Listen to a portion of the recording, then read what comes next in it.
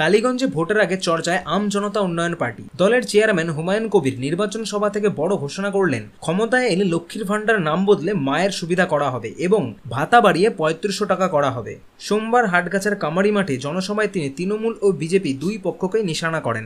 একই সঙ্গে দাবি করেন তৃণমূলের কর্মীদের একাংশ ভোটের পর তার দলেই যোগ দেবে। তৃণমূলের শক্ত ঘাঁটি হিসেবে পরিচিত এই এলাকায় এই সভা হয় শুরু হয়েছে নতুন জল্পনা। ভোটের অঙ্কে কি নতুন সমীকরণ তৈরি করতে চাইছে এই দল? দেখুন, মমতা ব্যানার্জি জিতে আছে পশ্চিমবাংলা, কেয়ারটেকার মুখ্যমন্ত্রী আছে। আমার স্থির বিশ্বাস, মহান আল্লাহকে সাক্ষী রেখে বলছি, মমতা ব্যানার্জি চতুর্থবারের জন্য বাংলার মুখ্যমন্ত্রী হিসাবে শপথ নিতে পারবেন। আর যে অমিত শাহ, ভারতবর্ষের হোম মিনিস্টার, তিনি আমার বিরুদ্ধে দুদিন আগে বলেছেন, আবার আজকে বলেছেন। আমি অমিত শাহকে চ্যালেঞ্জ করে বলছি, ভারতবর্ষের প্রধানমন্ত্রী নরেন্দ্র মোদীকে চ্যালেঞ্জ করে বলছি, আর ওনারা গত 2021-এ গোটা ক্যাবিনেট প্রায় 1 মাস ধরে দিল্লি প্যাসেঞ্জার করে দিল্লিতে চার্টার বিমান নিয়ে কলকাতায় এসেছিল, বলেছিল ইস্কিবার 200 পার। ওই 77টা আটকে দিয়ে পগার পার হয়ে গেছিল অমিত শাহ দল। মমতা ব্যানার্জির দল 100 পার করতে পারবে না, 70 থেকে 80-র ঘরে আটকে যাবে। আর বিজেপিও 100 থেকে 110।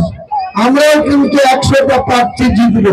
আর সেদিন বাংলার চাবিটা, আসল ওই পুতুল নাচের মেন সূত্রটা কিন্তু হুমায়ুন কবিরের হাতে থাকবে।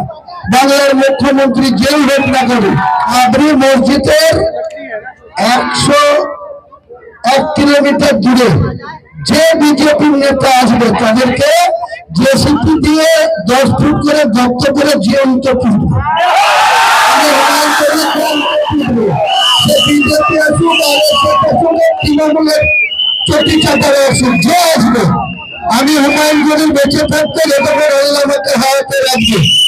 বাবরি মসজিদ যে এনএইচের ধারে হচ্ছে, কাজ চলছে, কাজ চলবে। কোন মামার ক্ষমতা নাই, কোন বিজেপির ক্ষমতা নাই, কোন টিএমসির চটি চাটার ক্ষমতা নাই আমার বাবরি মসজিদের কমপ্লেক্সের 1 কিলোমিটার দূরে পৌঁছায়।